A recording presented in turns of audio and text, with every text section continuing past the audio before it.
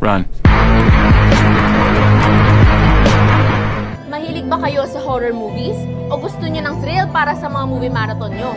Pues dito na kayo sa SM Cinemas, kung saan mula October 25 hanggang October 31 ay mapupuno ng spooky, scary movies ang inyong mga sinihan.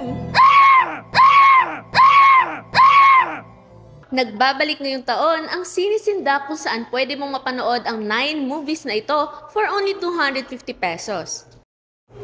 Merong unlimited one-day pass na 250 pesos pero kung may movie ka lang na gustong panoorin, pwede kang bumili ng single pass worth 130 pesos.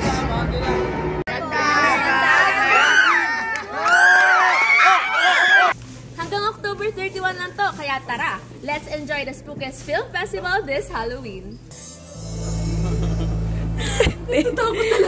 Nagulat din yung videographer, gumanon yung camera.